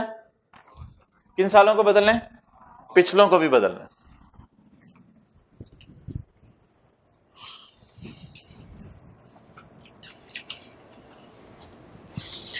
रिट्रोस्पेक्टिव एप्लीकेशन की टेक्निकल डेफिनेशन सुन लें। बोरोइंग कॉस्ट के सवाल में प्रैक्टिस के क्वेश्चन 1 में हमने एज्यूम किया था कि एज्यूम करो हमेशा से इंटरेस्ट कैपिटलाइज हो रहा है, इसलिए आपको याद है पहले साल एंट्री की थी प्लान डेबिट इंटरेस्ट क्रेडिट, दूसरे साल एंट्री की थी प्लान डेबिट इंटरेस्ट क्रेडिट, तीसरे साल एंट्री की थी प्लान डेबिट इंटरेस्ट क्रेडिट। तो what does retrospective application stands for? It means कि assume this policy had always been applied since first day, पहले दिन से ये पॉलिसी लग रही है।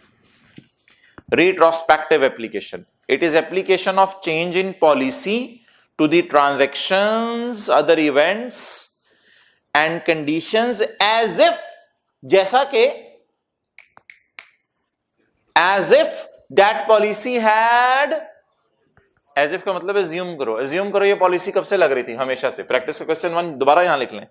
प्रैक्टिस का क्वेश्चन 1 हमने एज्यूम किया था बोरोइंग कॉस्ट हमेशा से कैपिटलाइज हो रही है, और एंटिटी ने प्रेफर किया था कि बोरोइंग कॉस्ट को अर्लीस्ट पॉसिबल डेट से कैपिटलाइज करें। इम्प्रैक्टिकेबल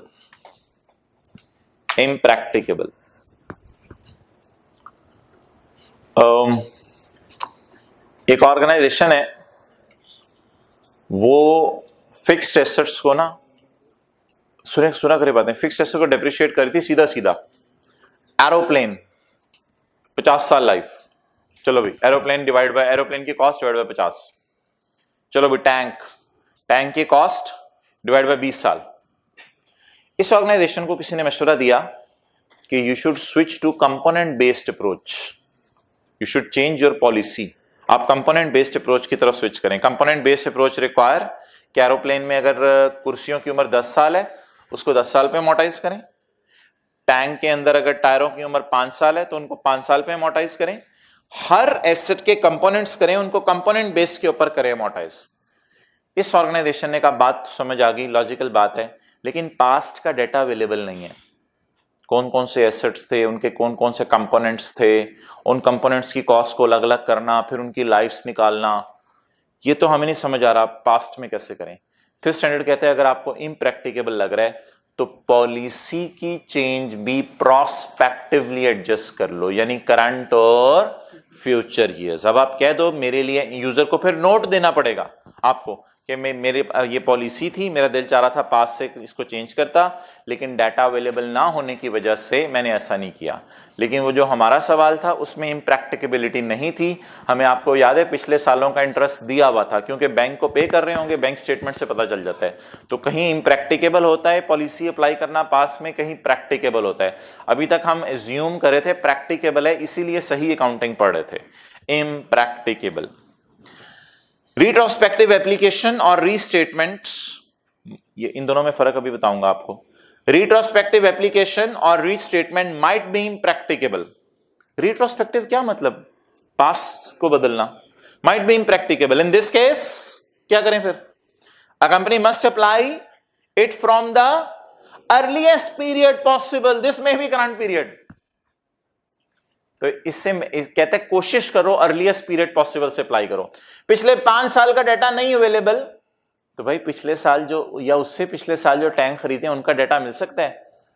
जी उनका तो मिल ही सकता है। करो फिर अलग, फिर पिछले 2 साल अलग कर लो, पिछले 6 साल छोड़ दो। अगर 8 साल हुए बिजनेस को शुरू हुए, पिछले 2 सालों का डाटा अलग कर लो और पिछले 6 साल छोड़ दो। जितना कर सकते हो उतना करो, काम चोरी ना करो। कहते हैं लेकिन अगर फिर भी कुछ नहीं कर सकते तो this may be the current period. लेकिन आपने ऐसे नहीं किया करना। आपने पॉलिसी चेंज हुई, आपने ओनर को कहना है यार बड़ा टाइम लगना है, पिछले साल भी बदलने पैने, इसी साल से शुरू कर देते हैं काम, और नोट दे देंगे इम्प्रैक्टिकेबल है। इम्प्रैक्टिकेबल की वजह मेरा मूड नहीं था। तो इम्प्रैक्टिकेबल का मतलब है कि डाटा अवेलेबल नहीं है, एस्टिमेट्स नहीं लग सकते, अलग अलग डाटा नहीं हो सकता, तो फिर आप ऐसा करें प्रोस्पेक्टिव चेंज लगा दें। अगर कुछ भी नहीं हो रहा तो इस साल से बेशक शुरू कर दें चेंज। डिस्क्लोजर्स इधर से ना पढ़ें। पहली क्लास में जो डिस्क्लोजर बनाए थे प्रैक्टिस के क्वेश्चन 1 में, उधर याद है पहले हमने इंग्लिश लिखी थी,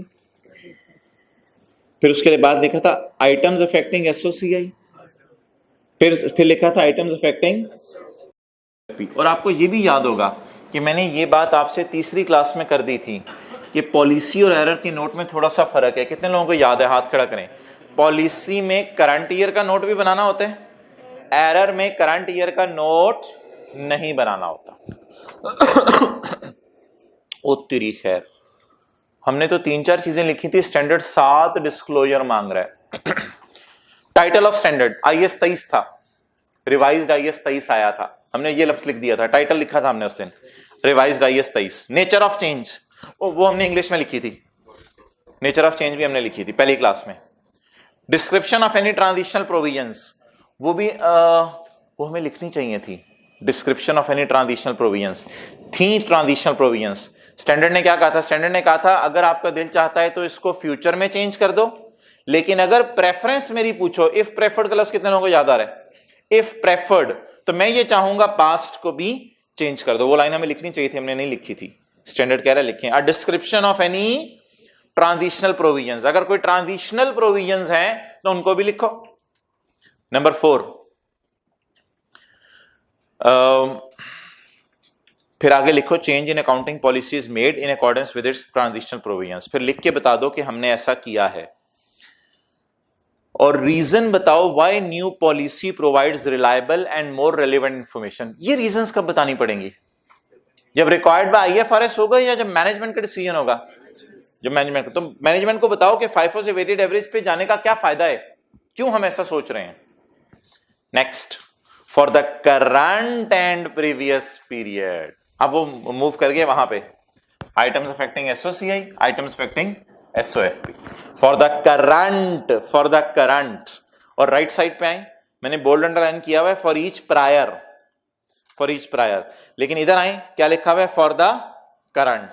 for the current and previous period. और अगर एक से ज्यादा साल में गलती है प्रीवियस पीरियड में, तो previous. For the current and previous periods, the amount of adjustment to each line item in financial statement. Each line item in financial statement कौन कौन सा था? Increase in interest या increase in tax, increase in PAT. Each line item पे change बतानी है. And for basic and diluted earning per share. Earning per share आपके syllabus में टॉपिक नहीं रहा.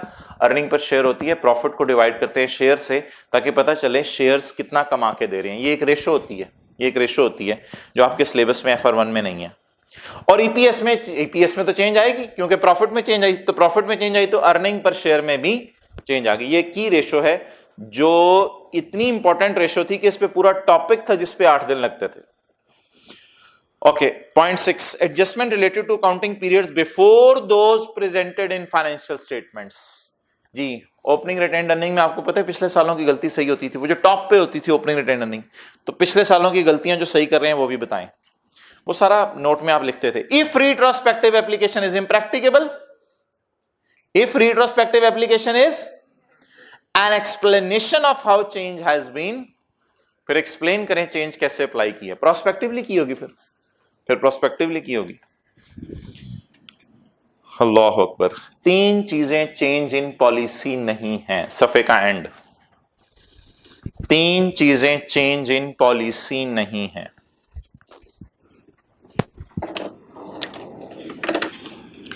शायद चेंज इन पॉलिसी तो एक है, इनमें से एक है चेंज इन पॉलिसी, वो मैं आपसे डिस्कस करूंगा, पर बड़ा गौर से अब ये बातें सुननी है. ये एमसीक्यूज में आई हुई हैं बातें, जो नीचे 3 पॉइंट्स में लिख दी गई हैं. इधर देखें, एक ऑर्गेनाइजेशन कहती है I bought leased asset, yes I obtained loan for building for first time. मैंने बिल्डिंग के लिए पहली दफा जिंदगी में लोन लिया. फिर ये ऑर्गेनाइजेशन दावा करती है so I am changing my accounting policy, now onwards I will capitalise the borrowing cost.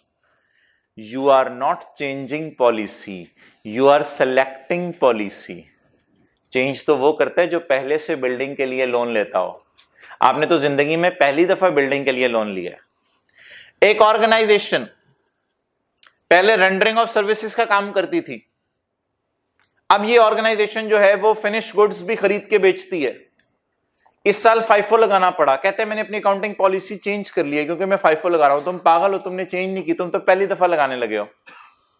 तुम कह रहे हो हमने चेंज की. चेंज तो नहीं होता. चेंज तो ये होता है पहले कुछ और कर रहे हो, अब कुछ और करना शुरू कर दो. एक ऑर्गेनाइजेशन कहती है कि जी मेरे ओन्ड एसेट्स थे, अब मैंने पहली दफा एसेट लीज पे लिया है, तो मैं आज से एसेट्स को present value of lease payment पे रिकॉर्ड करूंगी. ये मेरी पॉलिसी में चेंज है. तुम झूठ बोल रहे हो, तुम्हारी पॉलिसी में चेंज नहीं है.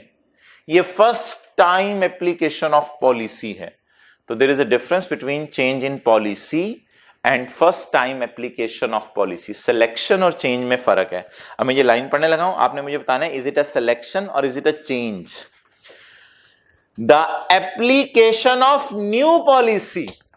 समझ आ गई ना. ऑर्गेनाइजेशन के लिए तो न्यू पॉलिसी है ना, क्योंकि पहली दफा उसने एसेट लीज पे लिया, पहली दफा उसने लोन लिया. The application of a new policy for transactions events which did not occur previously. Past में लोन लेते ही नहीं थे हम बिल्डिंग बनाने के लिए. is not a change in accounting policy.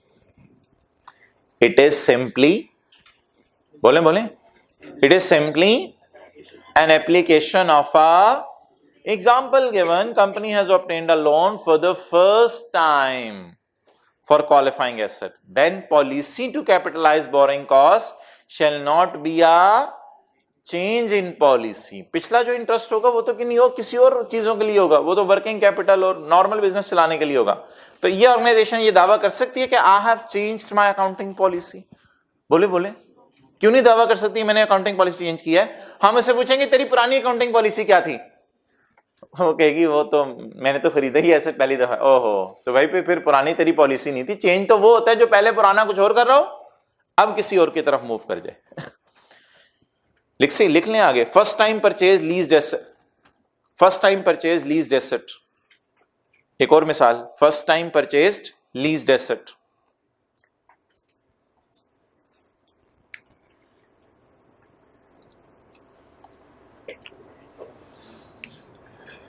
अच्छा,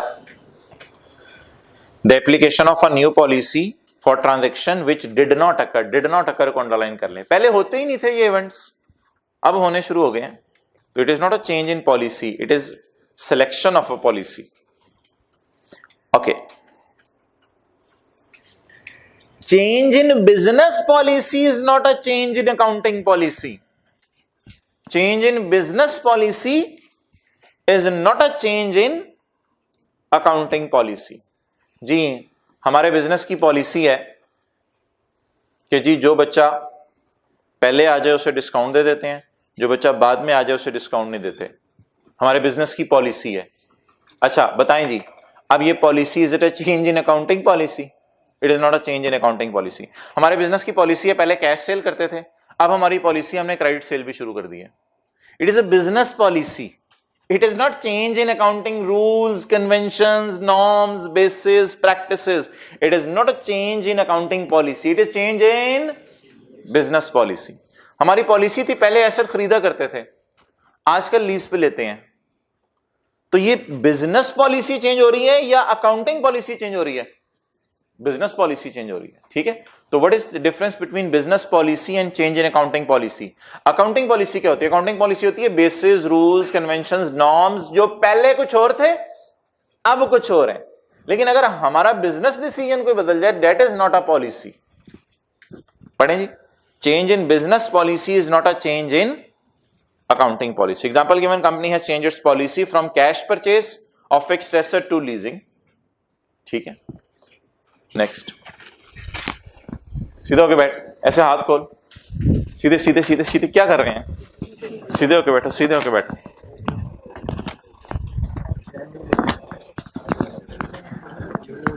सवाल शुरू कराना पड़ना है वरना। पहले सफे पे बात आए, इसी सफे पे रहे। पॉइंट 3 सबसे टेक्निकल बात है।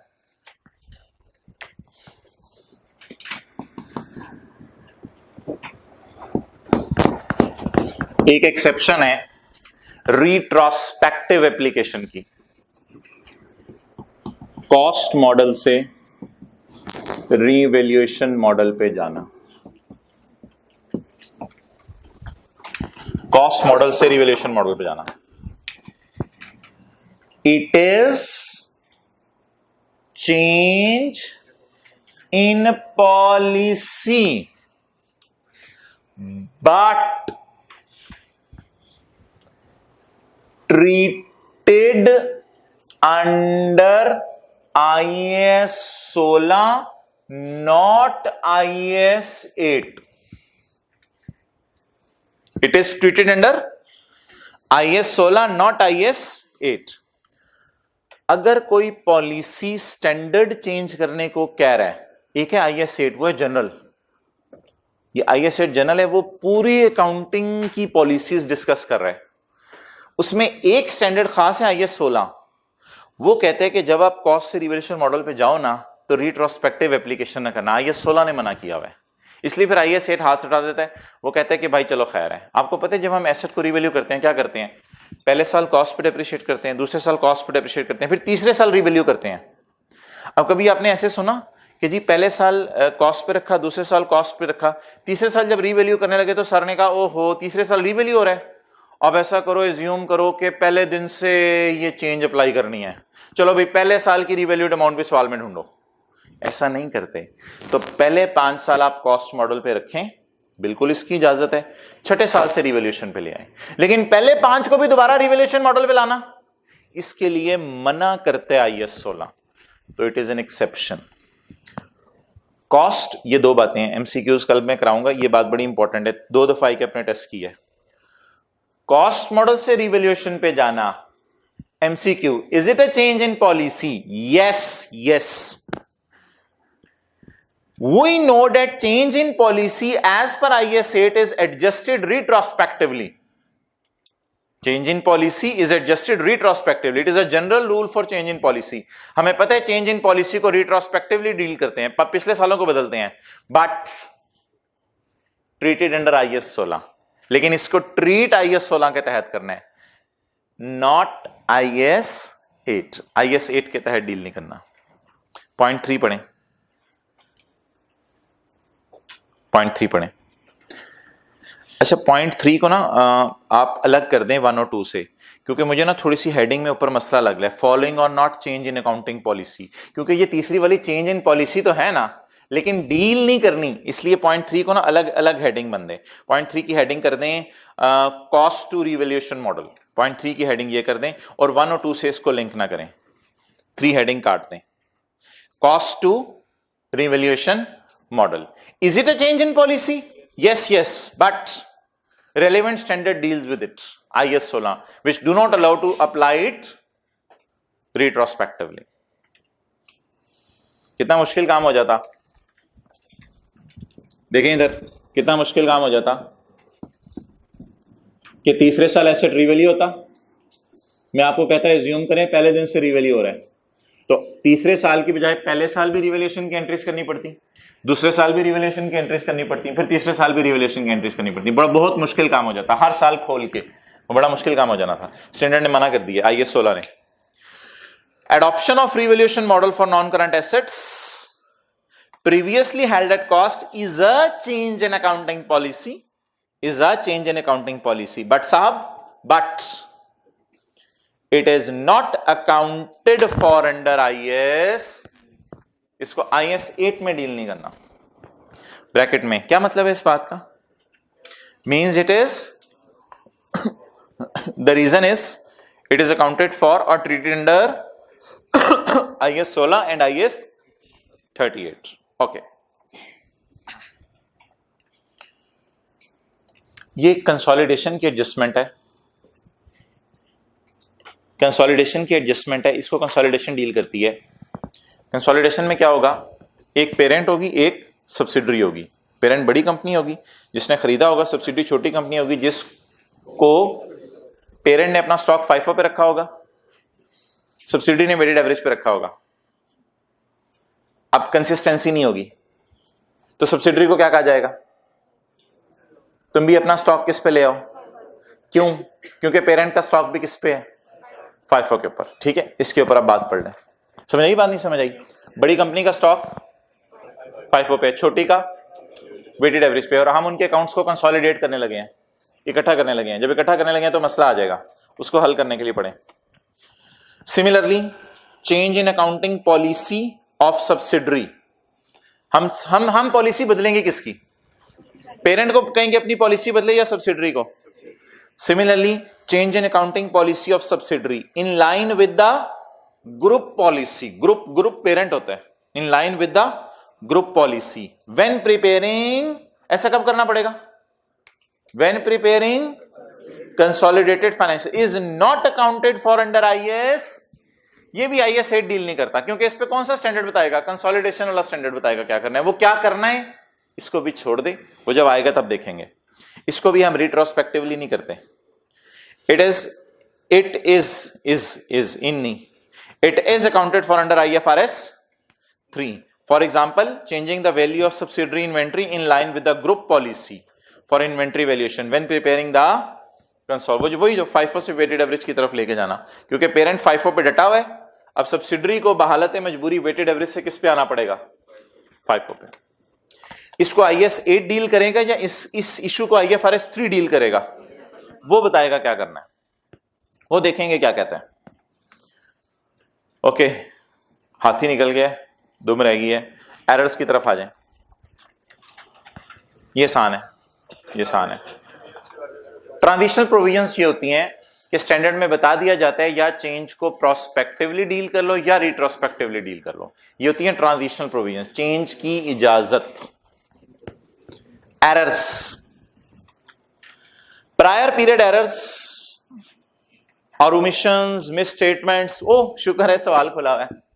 प्रायर पीरियड एरर्स और ओमिशंस, ये ओमिट हो गया था हमारे से, गलत एंट्री हो गई थी। और omissions, miss statements for one और मोर प्रायर, फॉर वन और मोर 14.5 साल, फॉर वन और more prior period because of failure to use information that was available When the financial statement were prepared, जब फाइनेंशियल स्टेटमेंट बन रही थी, पता था 14.5 साल इनके, पता था उस वक्त जो है वो इसको सेल मेथड लगाना है, and could reasonably be expected to have been obtained, और उस बात को पकड़ने के लिए कोई मेहनत नहीं करनी पड़नी थी, सिर्फ ऑर्गेनाइजेशन के रूल्स पढ़ने थे। उन रूल्स में लिखा होना था कि हम सेल मेथड यूज करते हैं, तो आपने उस मेथड के ऊपर आ जाना था।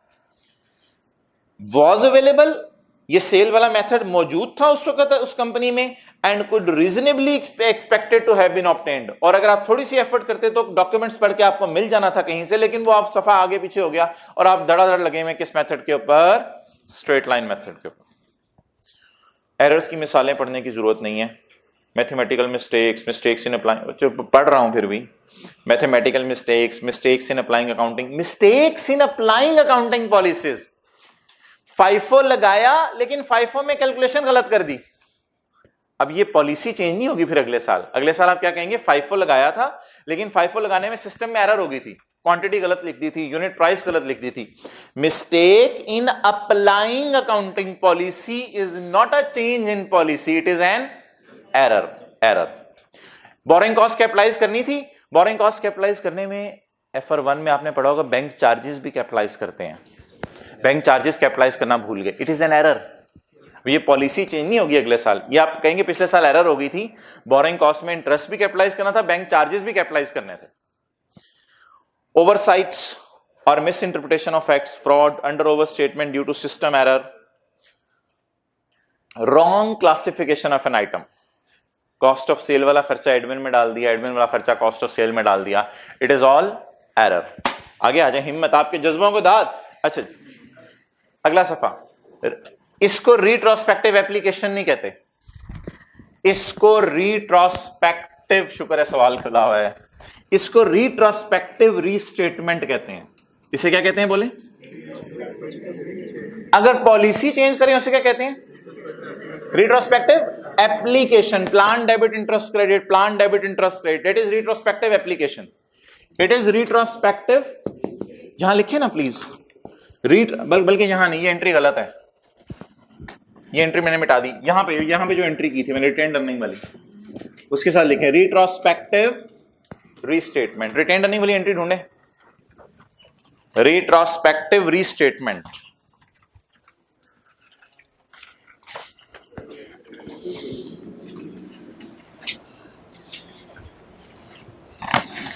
अच्छा जी, रिट्रोस्पेक्टिव रीस्टेटमेंट, इसका डिस्क्लोजर भी है कोई? भाई मुझे रिट्रोस्पेक्टिव रीस्टेटमेंट की मिसालें दें। Repair were capitalised to machine, machine was capitalised to repair, ये सारी रिट्रोस्पेक्ट एरर्स की मिसालें दें। रिट्रोस्पेक्टिव मेरे मुंह से निकल गया, रिट्रोस्पेक्टिव रीस्टेटमेंट मुश्किल लफ्ज, एरर्स की मिसालें दें। Repair was capitalised to machine, machine was capitalised to repair, and amortisation was wrongly calculated. ये सारी मिसालें हैं एरर्स की, या अगर खुल के बात करूं ये सारी मिसालें हैं रिट्रोस्पेक्टिव रीस्टेटमेंट की। इसमें डिस्क्लोजर होता है? जी बिल्कुल होता है। इंक्रीज इन रिपेयर, नोट याद है, increase in repair, increase in depreciation, उसकी वजह से क्या फर्क पड़ा, इंक्रीज इन पीपी। तो मुझे बताएं, डिस्क्लोजर तो सब में ही है, डिस्क्लोजर तो सब में ही है, हर एक चीज का डिस्क्लोजर है।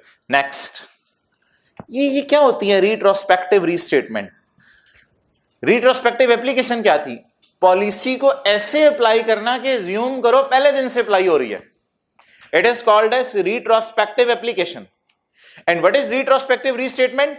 एरर को ऐसे सही करो कि 14.5 साल से हो ही नहीं रही, हमने सही कर दिया। एरर को ऐसे सही कर दो कि 14.5 साल से कोई एरर हो ही नहीं रही, इकट्ठी 14.5 साल की रेक्टिफाइंग एंट्री मारो।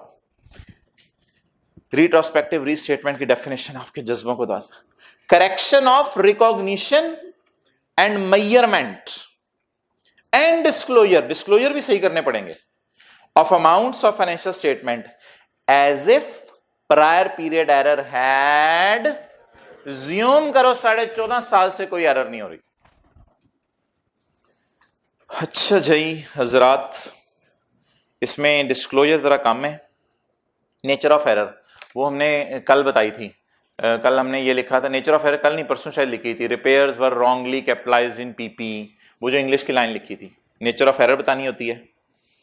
लिखें यहां क्वेश्चन बैंक का नेचर ऑफ एरर के आगे ये था, डिस्क्लोजर बनाया था क्वेश्चन बैंक का क्वेश्चन 1 और उसकी एडजस्टमेंट नंबर 1, क्वेश्चन बैंक का क्वेश्चन 1 उसकी adjustment number 1 nature of error के आगे लिखें, उसमें लिखवाई थी आपको।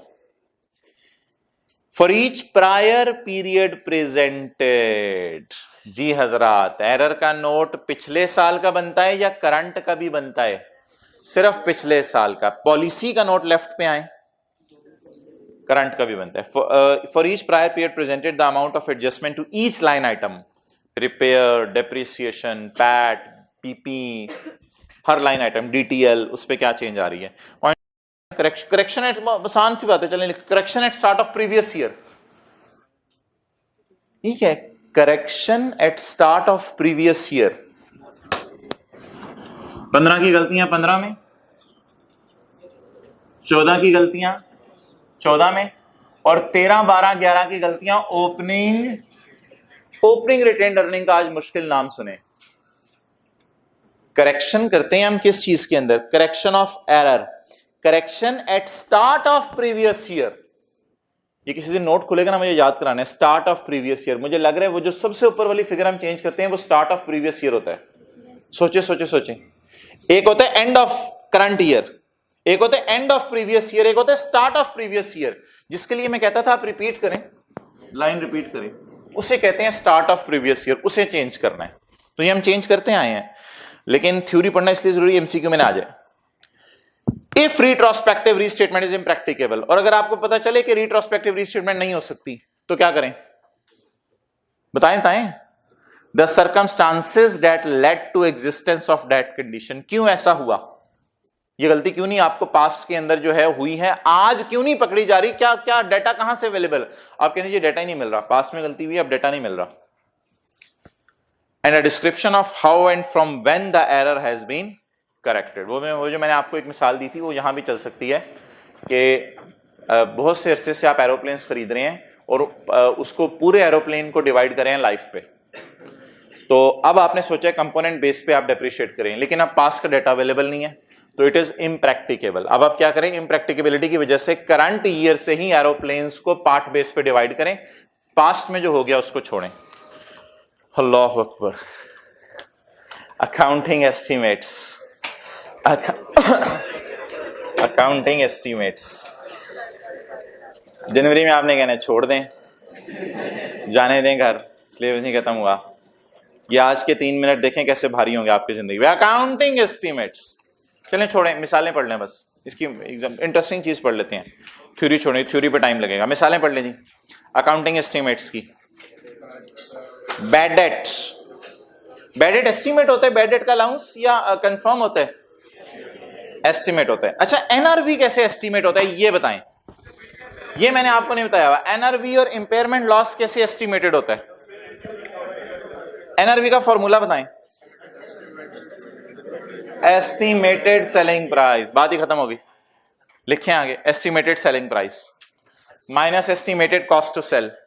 तो एनआरवी तो एस्टिमेट है, एनआरवी कंफर्म तो नहीं होती, एनआरवी इज एन एस्टिमेट।